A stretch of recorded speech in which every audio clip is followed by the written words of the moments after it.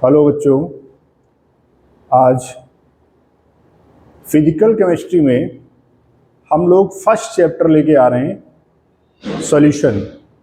बहुत दिनों से आप लोगों को इंतज़ार था कि सर ने ऑर्गेनिक चालू कर दिया। बहुत बच्चों के कमेंट आए कि सर ऑर्गेनिक चालू कर रहे हैं, ऑर्गेनिक पे डिस्कस कर रहे हैं, जबकि फर्स्ट चैप्टर यानी पार्ट फर्स्ट आपका जो है वो क्या है, सॉल्यूशन है।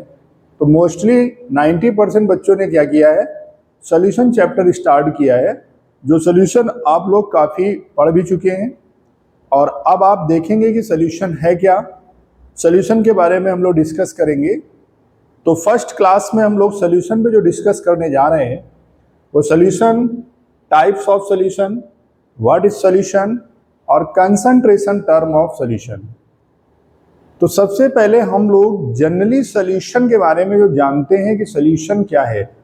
ठीक है, सॉल्यूशन, बहुत सारे सॉल्यूशन के नाम आपने सुने कि ये सॉल्यूशन बना लीजिए, वो सॉल्यूशन बना लीजिए। जैसे प्रैक्टिकल में वॉल्यूमेट्रिक टाइट्रेशन आप पढ़ते हैं तो वहाँ पे सॉल्यूशन बना लीजिए, M/25 का सॉल्यूशन बना लीजिए, 20 का सॉल्यूशन बना लीजिए। तो ये सॉल्यूशन है क्या, आखिर सॉल्यूशन के बारे में हम लोग क्या पढ़ते हैं। चलिए हम लोग देखते हैं कि सॉल्यूशन क्या है। तो सबसे पहले जो यहाँ पर हम लोग देख रहे हैं वो सॉल्यूशन जो आपका है वो क्या है, व्हाट इज सॉल्यूशन, क्या है सॉल्यूशन। तो सॉल्यूशन के बारे में जनरली आप लोगों ने अर्लियर क्लास में पढ़ा हुआ है कि सॉल्यूशन क्या होता है। तो सॉल्यूशन जो हम लोग जानते हैं वो दो चीजों से मिलकर के बनता है। एक सॉल्यूशन है आपका जो सॉल्यूट और प्लस सॉल्वेंट से मिलकर बनता है। ठीक है, इक्वल टू क्या है, ये सॉल्यूशन है, इसको हम लोग सॉल्यूशन कहते हैं। तो डेफिनेशन क्या हो गई, सॉल्यूट और solvent mix together to form a solution. Solute और सॉल्वेंट दोनों जब आपस में मिलते हैं तो क्या बनता है, एक सॉल्यूशन बनता है। अब यहां पर एक क्वेश्चन आता है कि सॉल्यूशन कई टाइप के होते हैं। जैसे सॉल्यूशन आपका बाइनरी सॉल्यूशन होता है, ये वर्ड आपको मिलेगा, बाइनरी सॉल्यूशन, ट्राइनरी सॉल्यूशन। तो ये जो सॉल्यूशन है बाइनरी और ट्राइनरी, ये किस बात पे डिपेंड करता है, इसको हम क्यों बाइनरी के नेम से जानते हैं। बाइनरी का मतलब ये होता है कि यहां पर सॉल्यूट और सॉल्वेंट दो होते हैं। तो एक हो गया सॉल्यूट और दूसरा क्या हो गया, सॉल्वेंट। तो टोटल मिलकर के कितने हो गए, दो। तो इसे हम क्या बोलेंगे, बाइनरी। अगर यहां पर हमने ट्राइनरी सॉल्यूशन की बात कर ली तो यहां पर एक सॉल्यूट हमने डाल दिया साल्ट और दूसरा हमने सॉल्यूट डाल दिया शुगर और इसको हमने क्या किया, सॉल्वेंट यानी वाटर में डिसॉल्व कर दिया। तो यहां पर तीन बन गए और इन तीन को हम क्या कहते हैं, सॉल्यूशन के कंपोनेंट। क्या बोलते हैं, component of the solution. Component पे डिपेंड करता है कि सॉल्यूशन का टाइप क्या है। तो जनरली जो आपके सिलेबस में है वो हम लोग बाइनरी सॉल्यूशन पे डिस्कस करते हैं। क्या है बाइनरी सॉल्यूशन। तो दो चीजें हमको पढ़नी है यहां पर। एक हमको पढ़ना है सॉल्यूट क्या है और दूसरा हमें पढ़ना है सॉल्वेंट क्या है। तो जनरली डेफिनेशन जो आपको मिल गई वो बाइनरी सॉल्यूशन की मिली, जिसको हम लोग बाइनरी सॉल्यूशन के नेम से जानते हैं। एनसीईआरटी जब आप देखेंगे तो एनसीईआरटी में हम लोग बाइनरी सॉल्यूशन पे डिस्कस करते हैं।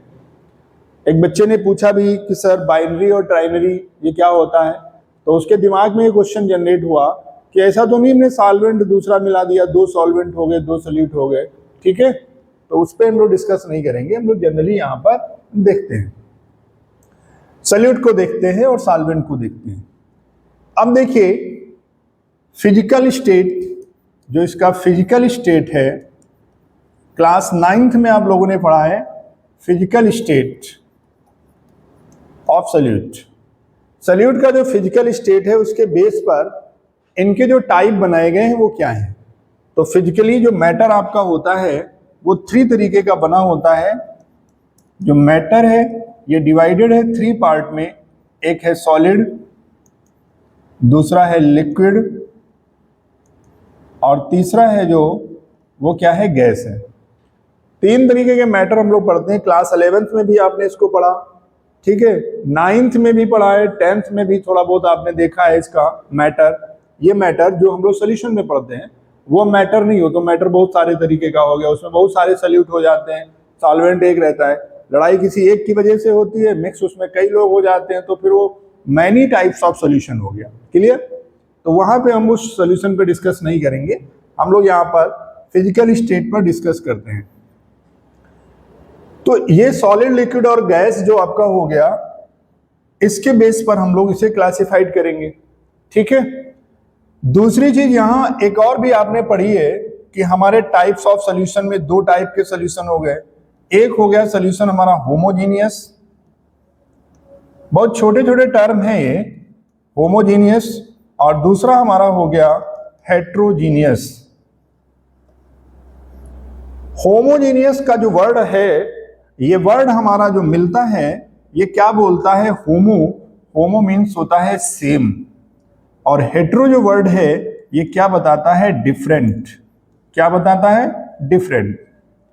ऐसा सॉल्यूशन जिसके कंपोनेंट एक सिमिलर वे में हो, ऐसा कंपोनेंट। फॉर एग्जांपल, जैसे एक बीकर में हमने क्या किया, साल्ट का सॉल्यूशन रख दिया, ये क्या है, साल्ट सॉल्यूशन है, और एक बीकर में ओनली वाटर हमने रख दिया, ये हमने क्या किया, वाटर रख दिया।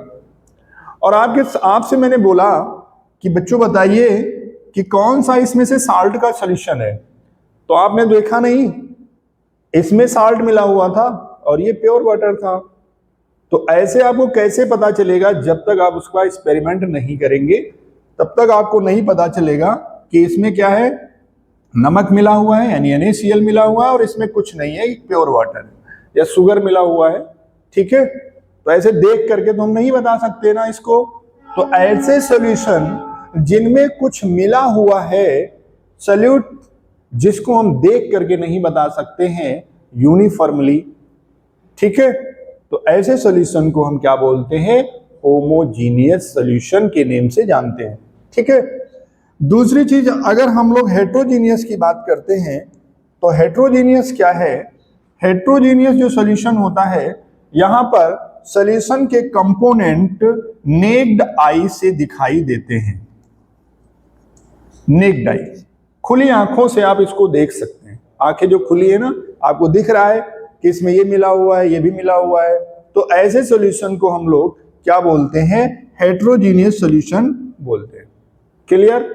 बहुत सिंपल सी चीज है। जनरली आपसे किसी ने पूछ दिया, आप बैठे हुए हैं, आपके घर में कोई आया, आपसे पूछ दिया बताइए बेटा होमोजीनियस और हेट्रोजीनियस में क्या डिफरेंस है, तो जनरली बच्चे नहीं बता पाते हैं। तो उस चीज को आपको क्या समझना है, होमोजीनियस और हेट्रोजीनियस में डिफरेंस।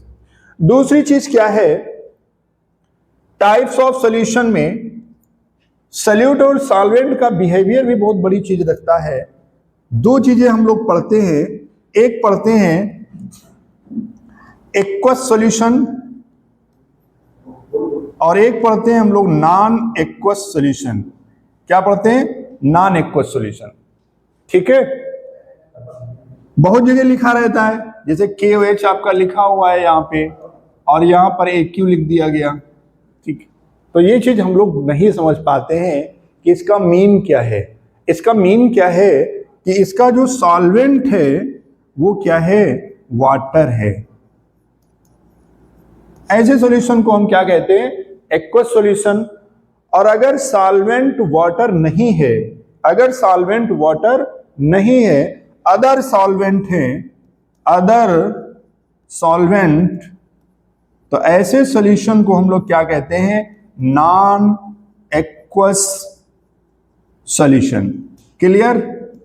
बहुत बड़ी विडंबना है कि जब मैं बच्चों से पूछता हूं कि एक्वस सॉल्यूशन और नॉन एक्वस सॉल्यूशन में क्या डिफरेंस है, तो जैसे यहां पर हमने शुगर को, ये शुगर है, और इसको अगर हमने बेंजीन में डाल दिया, तो अब बताइए इसका जो सॉल्यूशन बना हुआ है ये कैसा है, एक्वस सॉल्यूशन है कि नॉन एक्वस है। तो आपको दिमाग ये लगाना है कि मेरा सॉल्वेंट कैसा है। अगर सॉल्वेंट वाटर नहीं है तो वो नॉन एक्वस होगा, अगर वाटर है तो वो एक्वस होगा। क्लियर। दूसरी चीज और भी देखते हैं, और भी टाइप से इसे क्लासिफाइड किया गया है। दूसरा क्या है, ये डाइल्यूट लिख के आता है। जैसे बहुत बच्चे लैब में ले जाओ तो डाइल्यूट लिखा हुआ है, तो उनसे क्या बोलना पड़ता है। जनरली आप लोगों की आदत है ना, दिल बहुत जल्दी आप लोग समझ जाते हैं। तो डाइल्यूट और कंसंट्रेट, डाइल्यूट बोलो तो नहीं समझ में आ रहा, अगर दिल बोलो तो बहुत जल्दी बॉटल उठा लाएंगे, रीजेंट बॉटल, क्योंकि उस पर डाइल्यूट लिखा रहता है। तो डाइल्यूट और कंसंट्रेट में क्या डिफरेंस है, क्या है डाइल्यूट और क्या है कंसंट्रेट। ठीक है, डाइल्यूट सॉल्यूशन क्या होता है, कंसंट्रेट सॉल्यूशन क्या होता है। यहां पर क्या है, वेरी स्मॉल सॉल्यूट की जो क्वांटिटी है वो सॉल्वेंट में कम हो। जैसे हमने 1% सॉल्यूशन बोल दिया, 5% सॉल्यूशन बोल दिया, 10% सॉल्यूशन बोल दिया, तो डाइल्यूट सॉल्यूशन हो गया। और अगर ग्रेटर कर दिया इससे तो कंसंट्रेट सॉल्यूशन हो गया। क्वांटिटी किसकी क्वांटिटी, सॉल्यूट की क्वांटिटी। ठीक है, तो हम लोग क्या पढ़ लिए इसमें, what is the solution, types of solution, binary solution, physical state. ठीक है, फिजिकल स्टेट पे भी मैं आगे डिस्कस करूंगा, टाइप्स ऑफ सॉल्यूशन। पहले तो हमें ये डिस्कस समझना है कि डाइल्यूट क्या होता है, होमोजेनियस क्या होता है, एक्वस क्या होता है, नॉन एक्वस क्या होता है। ठीक है, इतनी चीज आप लोग पेन कॉपी निकालिए और इसको नोट कर लीजिए। ये बहुत ही छोटी चीज है, लग तो रहा है बहुत छोटी, लेकिन मैं दावे के साथ कहता हूं 50% बच्चे यहां पर कंफ्यूज होते हैं। कितने परसेंट, 50%। 50% बच्चा कंफ्यूज है। क्यों कंफ्यूज है, क्योंकि उसे सॉल्यूट और सॉल्वेंट का बिहेवियर नहीं पता है। सॉल्यूट और सॉल्वेंट के बिहेवियर पे ही तो इसको हम रखते हैं, सॉल्यूशन बनाते हैं। अब सॉल्यूशन में कितने परसेंट मिला हुआ है, जैसे मुझे कोई चीज चाहिए 10% के लिए, तो मेरी बॉडी उसको 10% सॉल्यूशन चाहिए। आपकी बॉडी अगर उसको 1% लेना चाहती है तो 1% चाहिए। जनरली एग्जांपल मैं बताता हूं सॉल्यूशन का, जैसे अल्कोहल होता है, बहुत बच्चों ने सुना होगा, अल्कोहल की बोतल लोग लेते हैं और ऐसे ढक्कन खोला और सीधे गटक गए। उनको क्या है, उनको सॉल्वेंट बनाने की जरूरत ही नहीं है, उनको क्या सॉल्यूशन बनाने की जरूरत नहीं है, क्योंकि उनकी बॉडी एब्जॉर्ब कर चुकी है उस चीज को। और अगर जनरली बच्चा जिसने कभी न लिया हो तो बर्निंग टेस्ट, आपके माउथ का टेस्ट कैसा होगा, बर्निंग होगा। इसीलिए बहुत बच्चों से मैं पूछता हूं, बताइए बेटा अल्कोहल को पानी में क्यों मिलाते हैं, ऐसे क्यों नहीं पीते। जैसे थम्स अप की बोतल ले आए, उठा के ढक्कन खोला, मुंह में लगा लिया, तो वो भी लगा लो। पानी मिलाने का क्या रीजन है, सोडा मिलाने का रीजन क्या है, क्योंकि उसे बनाना क्या है, सॉल्यूशन। अगर हम सॉल्यूशन नहीं बनाते हैं तो टेस्ट कैसा होगा, बर्निंग होगा। और बर्निंग टेस्ट आसानी से आप क्या कर दीजिए, जैसे टंग पे डालेंगे ऐसे फाड़ते हुए चला जाएगा। लेकिन जिसकी आदत बनी है, जो हैबिचुअल है, वो कंसंट्रेट सॉल्यूशन ले रहा है, और आप क्या ले रहे हैं, डाइल्यूट सॉल्यूशन ले रहे हैं। कैसा सॉल्यूशन ले रहे हैं, डाइल्यूशन कर रहे हैं। एक जो पॉइंट है, जैसे मान लिया 10 ml को हमने 100 ml पानी में मिला करके डाल दिया, तभी तो वो है, तभी तो सॉल्यूशन बना। तो वही चीज जनरली ये क्वेश्चन है आपका, क्वेश्चन ये रहता है कि पानी में क्यों मिलाते हैं, क्यों सोडा मिलाते हैं, बस ये करने के लिए, क्या करने के लिए, डाइल्यूट करने के लिए। अगर हम डाइल्यूट करेंगे तो बॉडी के अंदर लोहे की मशीन तो लगी नहीं है, मसल्स से बर्न हो जाएंगी। ठीक है, चलिए खैर हम लोग फिजिकल स्टेट पे डिस्कस करते हैं, इस चीज को जरा नोट कर लीजिए।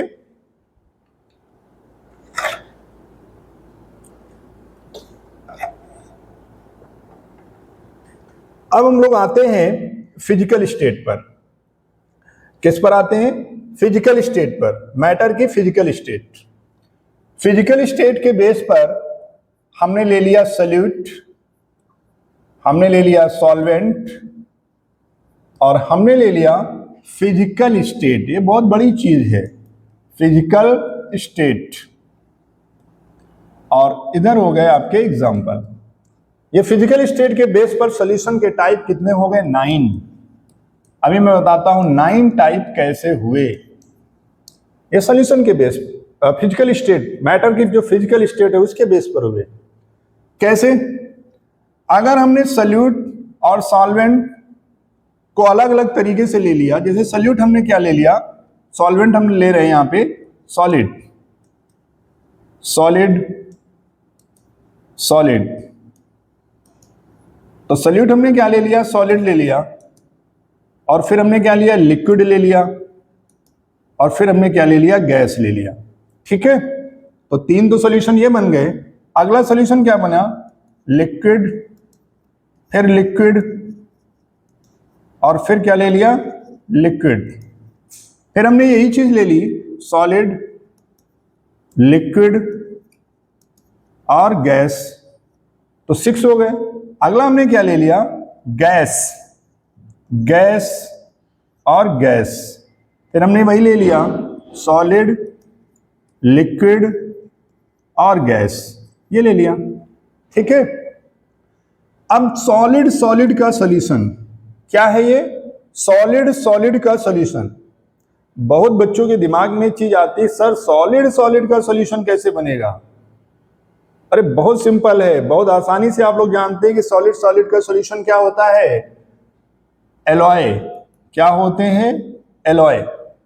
जैसे आपका गोल्ड है, तो प्योर गोल्ड के बारे में हम लोग 24 कैरेट जानते हैं, कैरेट।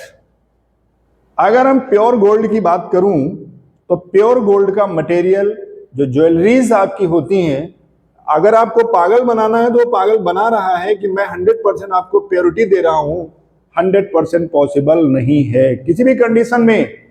तो दोनों मेटल को क्या किया, जो मेटल इसमें इंप्योरिटी में मिला रहे हैं, दोनों मेटल को क्या किया? मेल्ट कर दिया। अगर वो मेल्ट कर रहे हैं तो दोनों पहले तो मेल्ट हुए, मेल्ट होने के बाद दोनों मिक्स हो गए, मिक्स होने के बाद क्या बन गया? सॉल्यूशन बन गया। और वो सॉल्यूशन क्या होगा? सॉलिड सॉलिड का सॉल्यूशन होगा। ठीक है। अब बात आती है फिजिकल स्टेट क्या होगा? अगर एक्सेस में जो होगा सॉल्वेंट, वो उसका फिजिकल स्टेट होगा, जो सॉल्यूशन बनेगा वो सॉलिड ही बनेगा, इसीलिए इसको हम सॉलिड सॉलिड का सॉल्यूशन कहते हैं। पक्का? क्लियर? ये समझ में आई इतनी बात? ठीक है।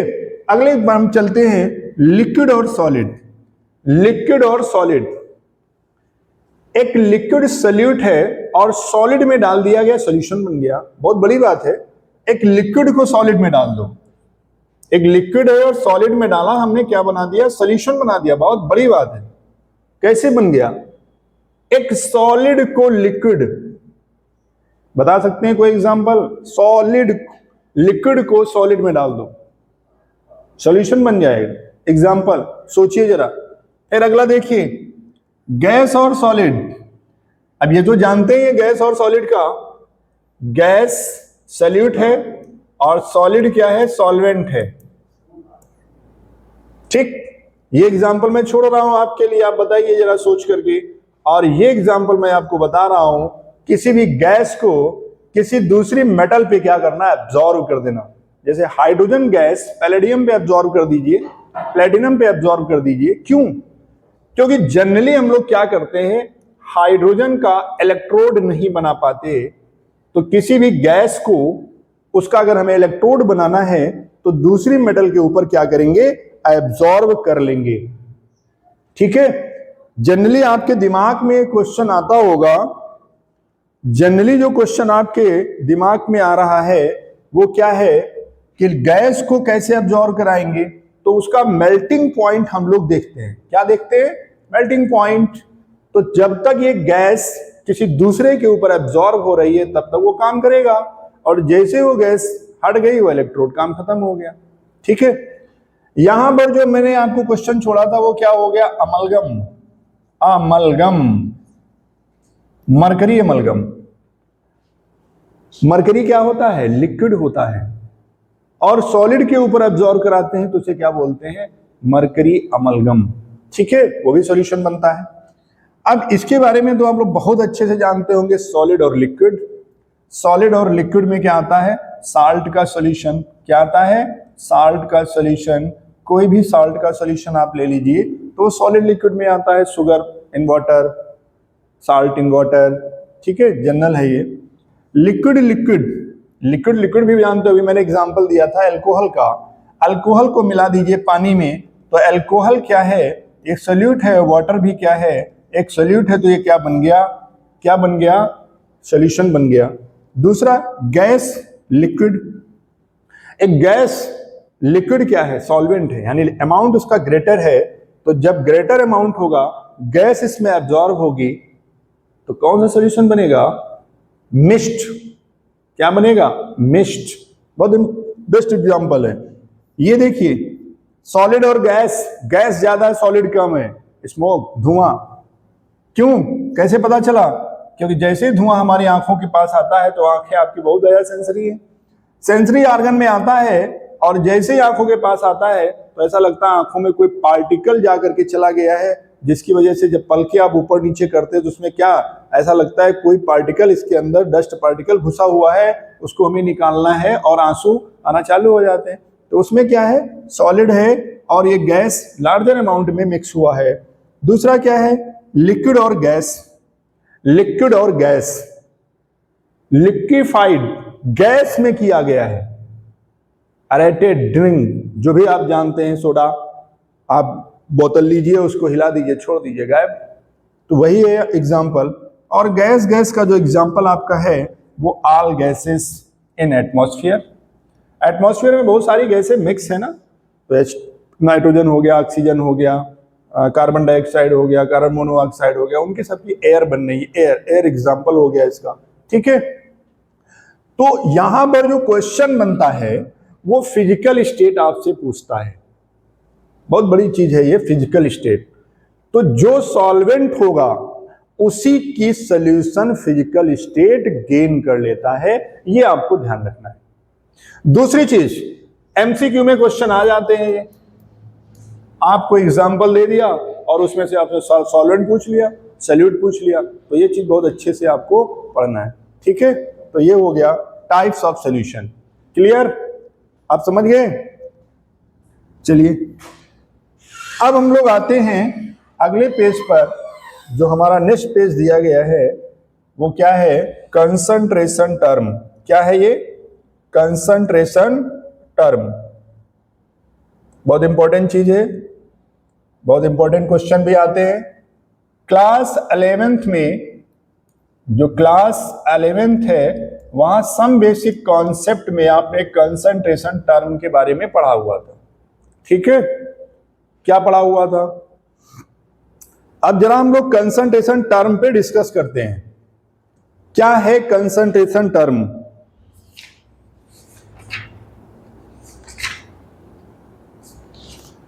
तो कंसंट्रेशन टर्म में सबसे पहले क्या हम लोग पढ़ते हैं? नंबर 1 में W अपॉन W परसेंटेज। दूसरा हम लोग क्या पढ़ते हैं? Volume, volume percentage. तीसरा हम क्या पढ़ते हैं?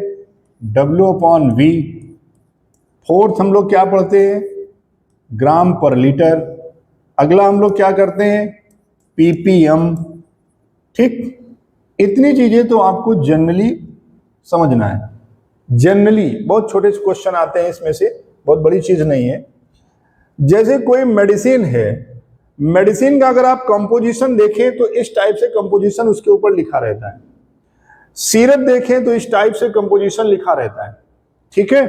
ये चीज ध्यान रखनी है आपको कि किस टाइप से कंपोजिशन आपका लिखा हुआ है, उसी पर आपको ध्यान देना है। तो इसे हम क्या बोलते हैं? मास परसेंटेज, ठीक। अब मास परसेंटेज क्या है? ये आपका हो गया सॉल्यूट। क्या हो गया? सॉल्यूट। और ये आपका हो गया सॉल्यूशन, W अपॉन W, ठीक है। तो क्या, कैसे निकालते हैं? एक समझ लीजिए, mass percentage equal to mass of solute upon mass of solution into 100। ये क्या हो गया? Mass percentage. इसको क्या हम बोलते हैं? Mass percentage. अब सॉल्यूशन में दो चीजें आती हैं यहां पर। यहां अगर इसको हम देखें तो यहां पर हमको दो चीजें मिलेंगी। एक चीज, सॉल्यूशन का मतलब हो गया सॉल्यूट प्लस सॉल्वेंट, तभी तो सॉल्यूशन बनेगा। ऐसे ही आपको वॉल्यूम अपॉन वॉल्यूम देखना है, volume percentage. Volume of solute, यहां पे क्या हो जाएगा? यहां पे मास था, अब क्या हो जाएगा? Volume of solute. नीचे क्या हो जाएगा, वॉल्यूम ऑफ सॉल्यूशन। ठीक है, वॉल्यूम ऑफ सॉल्यूशन में सॉल्यूट का वॉल्यूम और सॉल्वेंट का वॉल्यूम हो जाएगा। नेक्स्ट क्या है, W अपॉन V, तो मास of solute upon volume of solution. V का मतलब क्या हो गया, W क्या है, mass of solute upon volume of solution. ये बहुत इंपॉर्टेंट फार्मूले हैं। ये क्वेश्चन जब भी मोलरिटी करेंगे तो आप फंसेंगे आपके। ग्राम पर लीटर के बारे में तो सभी लोग जानते हैं, इतने ग्राम सॉल्यूट डिसॉल्विंग पर लीटर ऑफ द सॉल्वेंट। ठीक है, ये डेफिनेशन हो गई। अब बात आती है पीपीएम की। नया वर्ड आपको मिल रहा है पीपीएम, पार्ट पर मिलियन। पार्ट पर मिलियन पे हम लोग डिस्कस करेंगे कि पार्ट पर मिलियन क्या होता है। अगर हमें पीपीएम में कोई वैल्यू निकालनी है, इसकी वैल्यू अगर हमें पीपीएम में कन्वर्ट करनी है, ये वैल्यू, तो इसकी जगह पर हम क्या करेंगे, इसकी जगह पर इंटू 10⁶ कर देंगे, तो ये वैल्यू जो आपकी होगी ये पीपीएम में आ जाएगी। क्लियर, बहुत छोटे छोटे टर्म हैं, ये वैल्यू हमारी किस में आ जाएगी, पीपीएम में आ जाएगी। समझ में आया, ठीक है। तो इतनी टर्म आपके हो गई ये। अब जो अगला टर्म है, बहुत इंपॉर्टेंट टर्म है आपका, उस पर इसको नोट करिए, अगले टर्म पे हम लोग डिस्कस कर रहे हैं।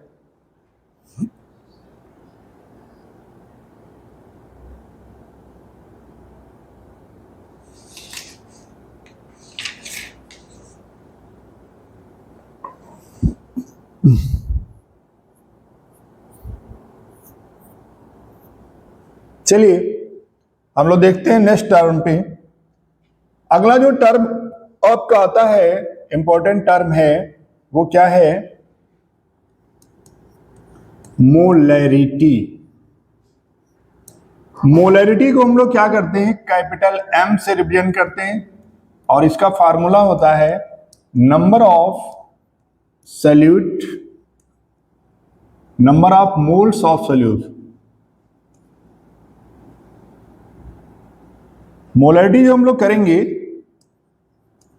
मोलैरिटी इसको हम लोग कैपिटल M से रिप्रेजेंट करते हैं, तो इसका फार्मूला है number of moles of solute dissolve, volume of solution, volume of solution in litre. ये लीटर में करेंगे, ऑलवेज लीटर में रहेगा ये ध्यान रखना। यहां पे क्या है, नंबर ऑफ मोल। तो फॉर्मूले के फॉर्म में जब इसको हम लाते हैं तो ये हो गया मोलरिटी, और number of mole of solute को N से रिप्रेजेंट करते हैं, और वॉल्यूम ऑफ सॉल्यूशन को V से रिप्रेजेंट करते हैं। अगर न्यूमेरिकल में N नहीं गिवन है तो नंबर ऑफ मोल को जो हम लोग निकालते हैं N equal to W upon M कर लेते हैं। अब ये W क्या है, एक चीज और समझ लीजिए, जो सॉल्वेंट है इसको हम लोग A से रिप्रेजेंट करते हैं, और जो सॉल्यूट है इसको हम लोग B से रिप्रेजेंट करते हैं। तो एक चीज और भी ध्यान रखनी है, तो ये हो गया B और ये हो गया B। अब ये वैल्यू उठा करके यहां पे पुट कर दीजिए, तो क्या हो जाएगा, W B upon MB into volume. अगर ये वॉल्यूम न्यूमेरिकल में लीटर में नहीं गिवन है तो हम क्या करेंगे, यहां पर 1000 से मल्टीप्लाई कर देंगे, और एक फार्मूला आपको मिल जाएगा, और इस फार्मूले को हम क्या कहते हैं, मोलैरिटी ऑफ द सॉल्यूशन। क्या बोलते हैं, molarity of the solution. Clear. अब जो ये मोलैरिटी है आपकी,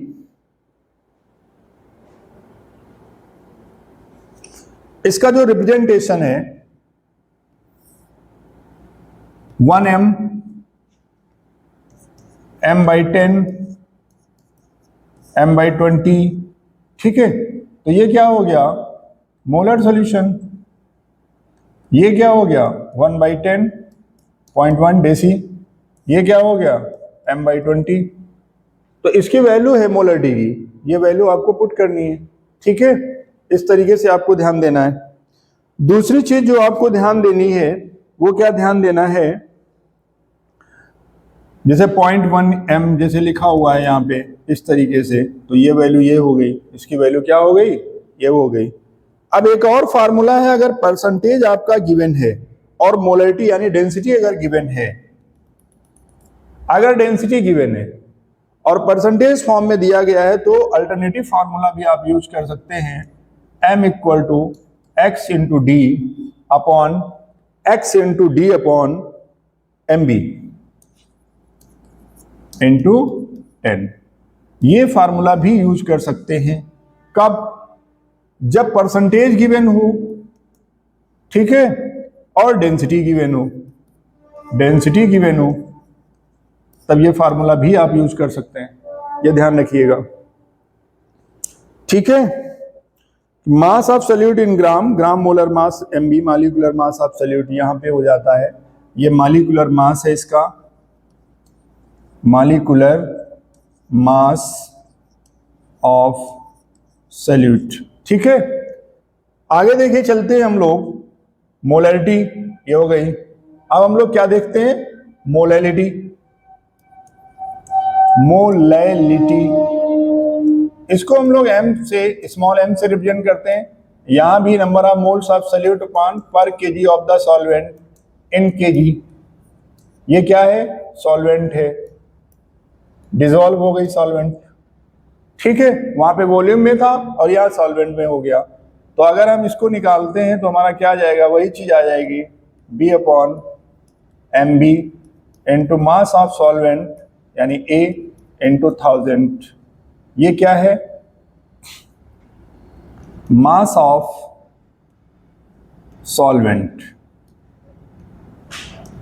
ये क्या है, मास ऑफ सॉल्यूट, ये क्या है, मास ऑफ सॉल्यूट, ठीक है।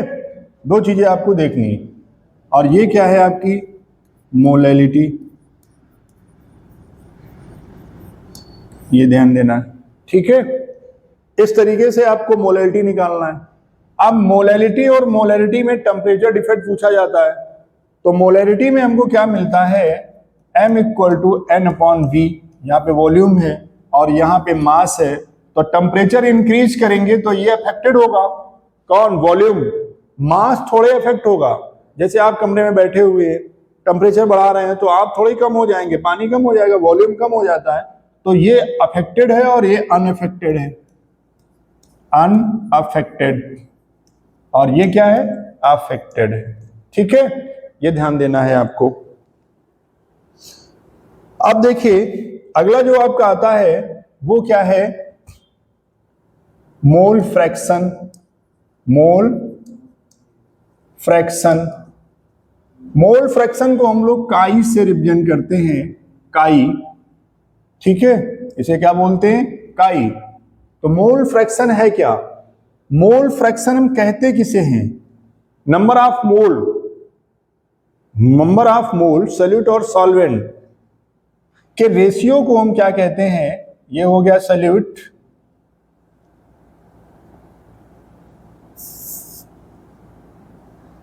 यहां पे लाते हैं हम, ये हो गया सॉल्यूट, सॉल्यूट प्लस सॉल्वेंट, ये हो गया। तो इन दोनों के रेशियो को हम क्या कहते हैं, मोल फ्रैक्शन कहते हैं। मान लीजिए यहां पर एक सोल्यूशन ए हो गया, दूसरा सोल्यूशन बी हो गया, तो इसके नंबर ऑफ मोल ए हो गए और इसके नंबर ऑफ मोल क्या हो गए, बी हो गए, क्लियर। तो अगर इसका हम मोल फ्रैक्शन निकालें तो mole fraction A Na upon Na plus Nb हो गया, और दूसरा अगर हम बी के लिए निकालते हैं तो Nb upon Na plus Nb हो गया।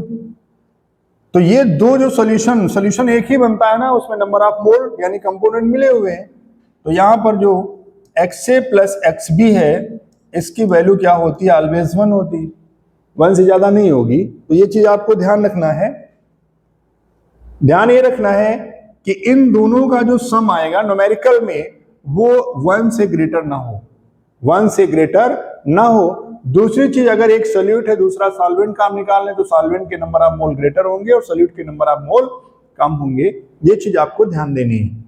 अगर हमें XA निकालना है तो 1 माइनस एक्स भी कर दें। न्यूमेरिकल में अगर हमें एक के नंबर ऑफ मोल गिवन है तो दूसरे के मोल फ्रैक्शन हम आसानी से निकाल सकते हैं, तो इस तरीके से हम निकाल सकते हैं। और अगर हमें एक्स भी गिवन है तो 1 माइनस काई ए ये निकाल सकते हैं। ठीक है, दो फार्मूले आपको मिल गए। अब अगर इसको हमें ओपन करना है, अगर नंबर ऑफ मोल नहीं दिए, मास दिया गया है, तो हम क्या करेंगे, W अपॉन M, किसका, ए अपॉन, फिर वही चीज WA upon MA plus WB upon MB कर देंगे। ठीक है, क्यों, क्योंकि नंबर ऑफ मोल का फार्मूला क्या होता है, ये होता है W यानी मास of solute upon molar mass. अब यही चीज अगर हमें इस पे वर्क करनी है तो यहाँ पे भी ये वर्क कर सकते हैं, WB upon MB, WB MB plus A upon MA।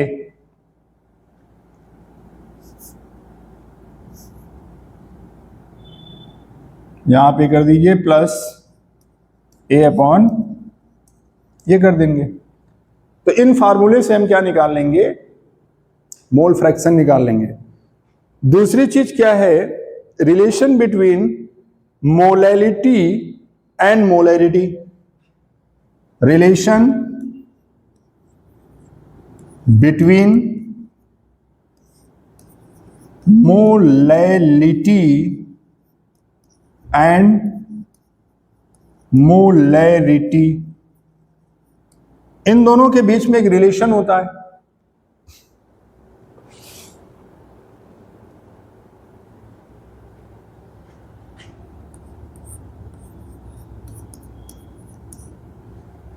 जो रिलेशन है वो क्या निकल के आता है,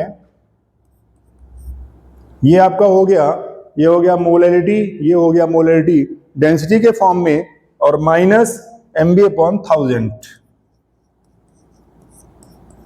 ये भी आपका फार्मूला कंपटीशन में यूज हो सकता है, आराम से यूज कर सकते हैं।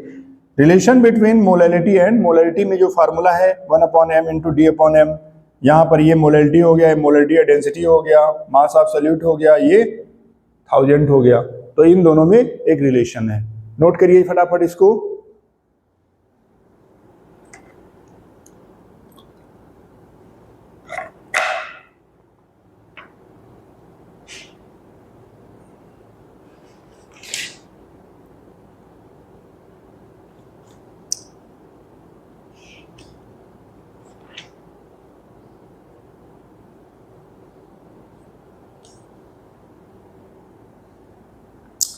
अब देखिए यहां पर एक जो एनसीईआरटी में गिवन नहीं है लेकिन यूज हो जाता है कभी कभी, वो एक नॉर्मेलिटी वर्ड आता है, नॉर्मेलिटी।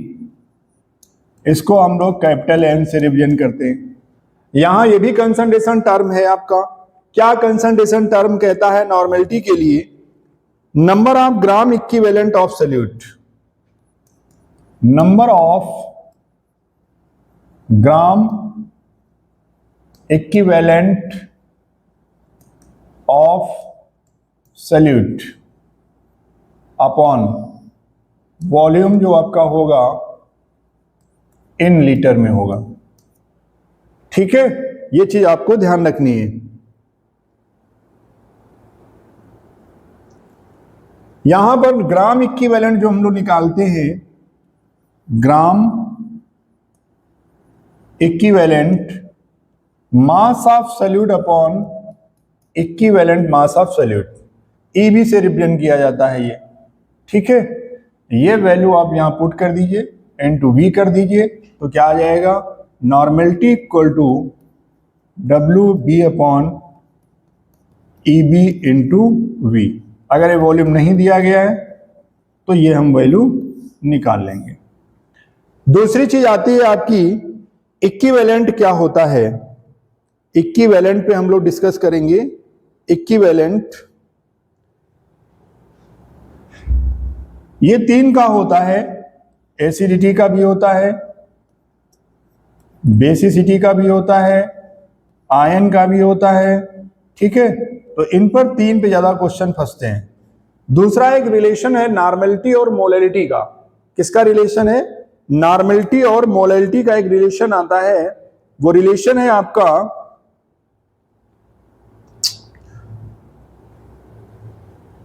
अगर न्यूमेरिकल में कहीं आ जाती है नॉर्मेलिटी, तो normality equal to n into molality, ये आपका हो जाता है। ठीक है,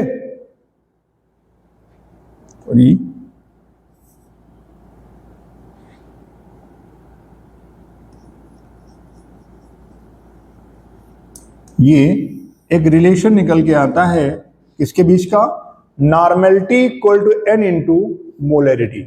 ठीक है, तो n equal to n into m, ये भी फार्मूला आपको याद रखना है। कभी कभी न्यूमेरिकल में नॉर्मेलिटी और नंबर ऑफ मोल, ये भी क्वेश्चन आपका जनरली फंसता है, तो हम दोनों का रिलेशन अगर हमको पता है तो हम डायरेक्ट निकाल सकते हैं।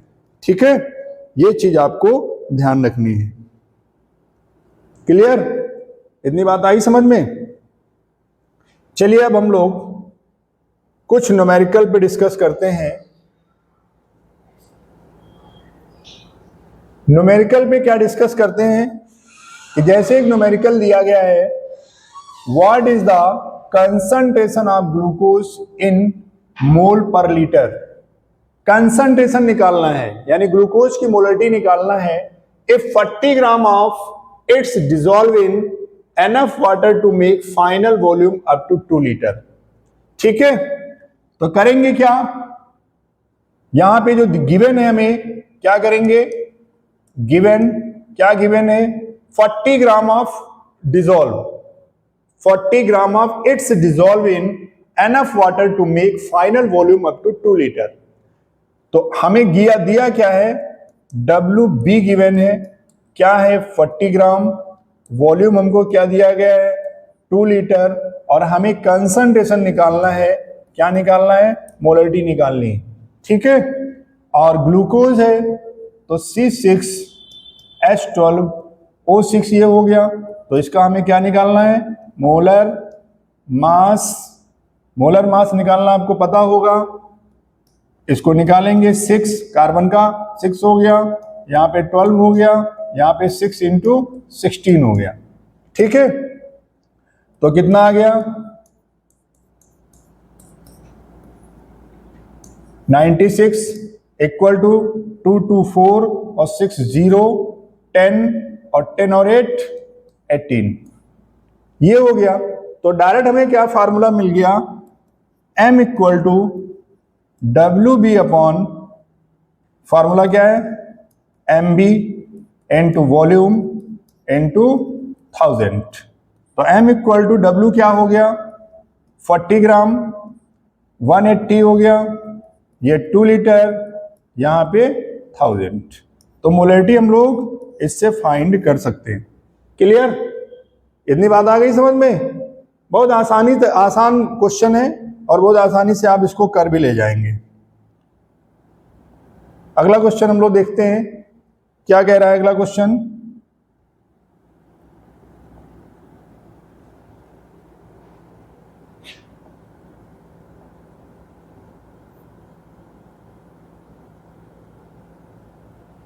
यहां पर क्वेश्चन जो आपको कह रहा है वो क्या कह रहा है?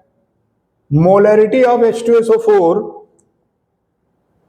molarity of H2SO4 is 0.8 and density this, what will be its concentration in term of molality and mole fraction निकालना है।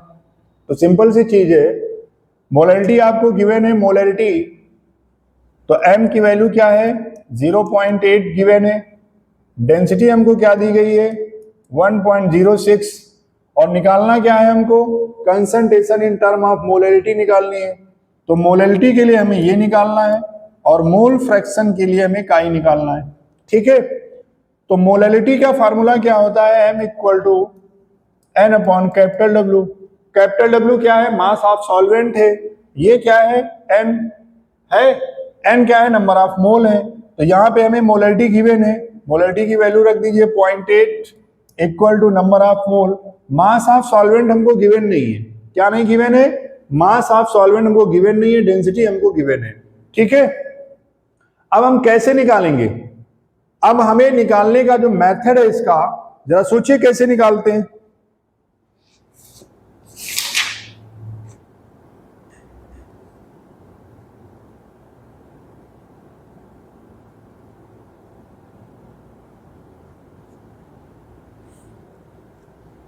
आया दिमाग में किस तरीके से निकालेंगे? तो सबसे पहले mass of H2SO4 in 1 litre निकाल लीजिए। जो इसको हम खोलेंगे तो हम क्या खोलेंगे? W/M ओपन कर दीजिए, ठीक, N2 कैपिटल W। तो हम ये निकाल लें पहले ना, तो WB जब हम निकालेंगे इसका, तो WB जो आएगा आपका मोलैलिटी यानी नंबर ऑफ मोल, और मोलर मास इसका कितना है, ये। तो जब हम इसको निकालेंगे तो टोटल वैल्यू हमारी कितनी आएगी? वैल्यू हमारी आएगी अप्रॉक्स 78.4 ग्राम। ये आ गया मास ऑफ सॉल्यूट। ठीक है,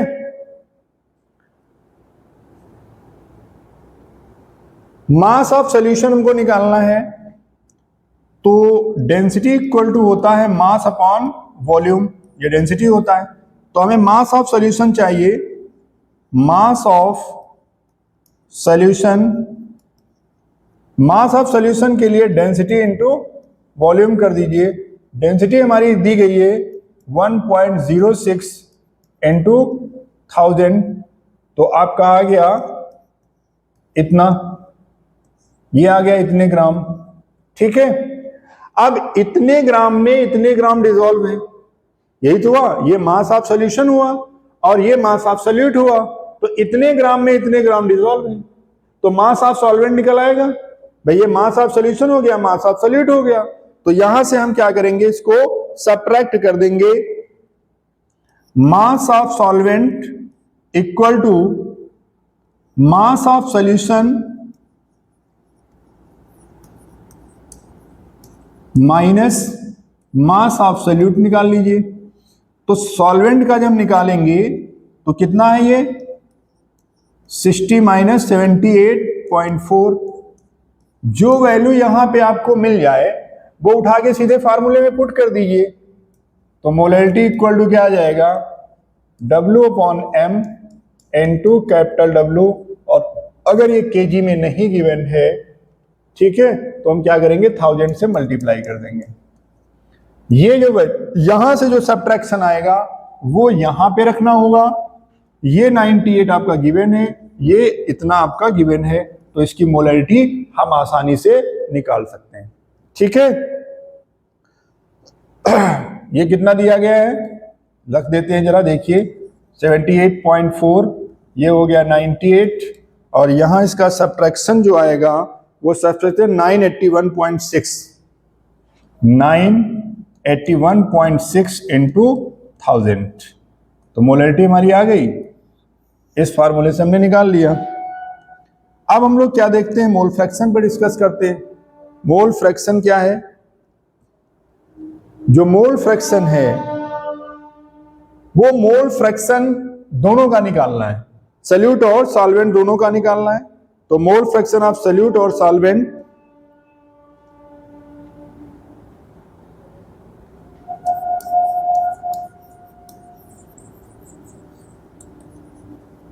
हम लोग मोल फ्रैक्शन सॉल्यूट का निकालना है, तो NB upon NB plus Na कर लीजिए, सीधे से फार्मूले में वैल्यू पुट कर दीजिए इसकी। तो ये क्या दिया गया है 0.8 अपॉन NB क्या है, number of moles of 0.8, molarity of H2SO4 इतने एंड डेंसिटी, तो ये क्या दिया गया है नंबर ऑफ मोल। और यहां पे हमें क्या खोलना है इसको, मास of solute upon molar mass. Mass of solute कितना दिया है 78.4, मोलर मास कितना है 98 है। ठीक है, ये चीज आई समझ में? एक मिनट,